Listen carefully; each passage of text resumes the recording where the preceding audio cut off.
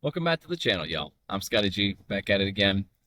I just got done listening to a podcast of a female sex therapist, an author, been around for decades apparently, talking to another co-host, another female, and she put out a quote that just got my attention and just sums up so many different things in modern culture, and I needed to turn the camera on for this one. So the quote was, marriage makes a lover a relative, unquote.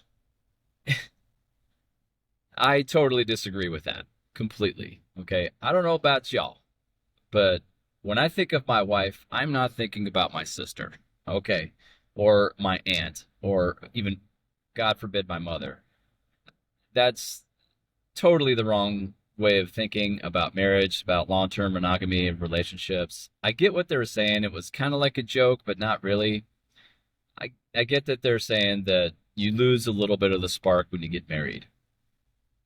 I disagree, and I'll tell you why.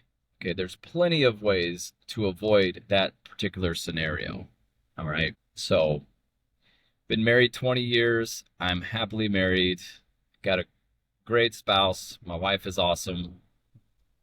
And I we maintain our polarity pretty well. So if you have the masculine pole and the feminine pole, you are going to create attraction. Okay, sexual, physical attraction between those two people. And folks, you can be friends and lovers at the same time. Modern marriage is about teamwork and companionship and having fun and having experiences together and growing together. Okay. Marriage is not what it was 100 years ago. All right. I get that. But you can make it work long term. You have to work at it. Okay. Now, when I say you have to work at your relationship, I'm not talking about slinging a sledgehammer for 8 hours, uh, putting up a sweat, getting calluses on your hands type of work. Okay. You have to prioritize your marriage. Your relationship is first. Okay. No marriage, no family. Keep that in your head. Tattoo it on your forehead if you have to. No marriage, no family. You need to prioritize your relationship over kids, over your just daily routine. But you also need to maintain your individuality, right? You have to maintain your sense of self. You have to be happy within yourself before you can really be happy with someone else. Okay. If you rely on somebody else for your happiness, you are going to be disappointed eventually. And eventually you're going to start resenting the person that you're with because they're not making you happy. Okay. You are responsible for your own happiness. They add to it and makes it even better. So keep up with your routines, keep up with your hobbies, keep up with your interests. Don't give that up for your spouse, okay? It's okay to be selfish that way, as long as it's not getting in the way of your family, your marriage, and your job, okay? Being selfish is good to a point. Don't forget to date, okay? That's how you start your relationship. You start dating. You have that new relationship energy, which is called limerence.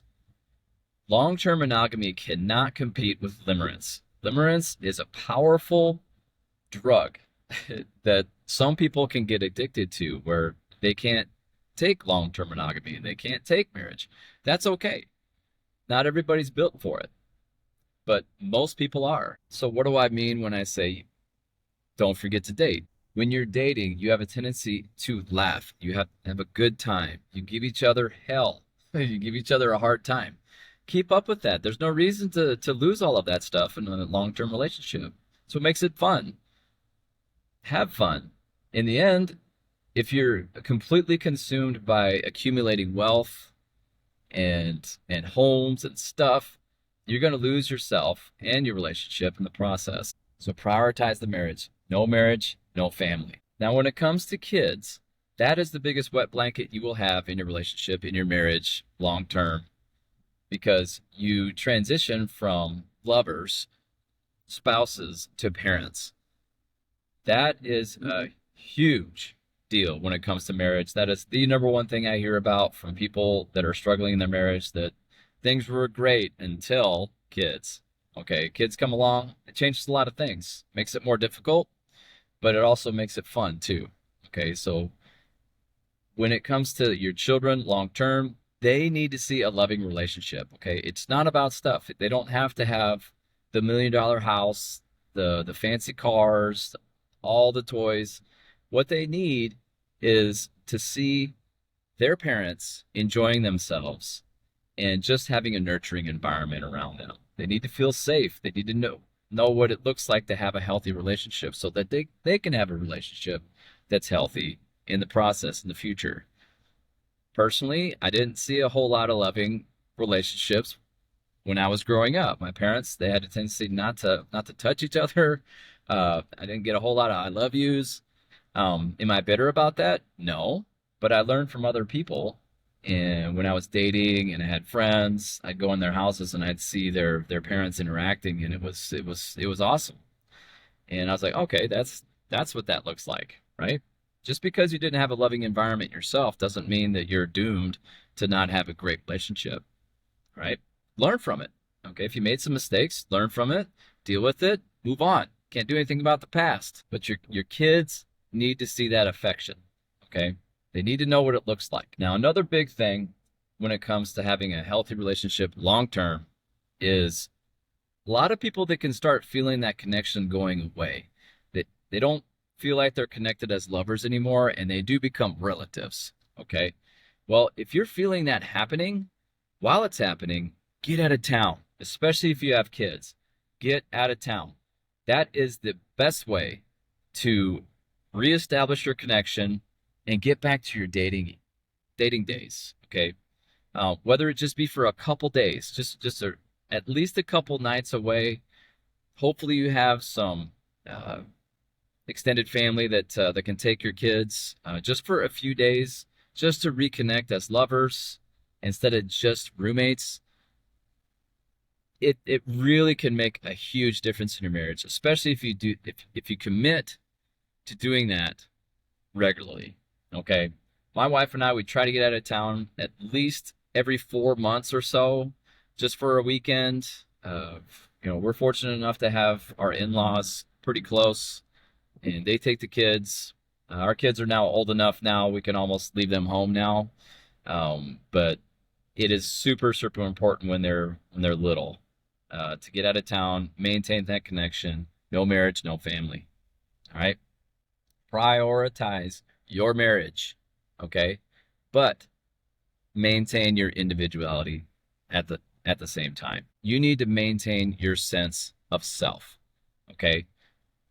And your partner needs to do the same thing. When you have your life, they have their life. You come together refreshed and you make each other better. Okay, that is another pearl when it comes to long-term monogamy and marriage. Can I promise you that you can feel like you're in limerence the rest of your life with one person? No, I can't guarantee that, but at least you can get a taste of it, and you can continue having a taste of that long term. Been married 20 years, got no complaints, and I want that for you. Man, when I heard that on that podcast, I'm just like, that really sums up a lot of things that are wrong with marital advice, the self-help gurus. You know, she was kind of joking, but man, it was just awful. Just awful. Terrible advice. Your spouse is not your relative, okay? Your wife is your wife, okay? Your sister is your sister. Anyway, so there you have it. If you like this material, please hit that subscribe button. I really appreciate those that have already done that. And until next time, be better than you were yesterday and be desired.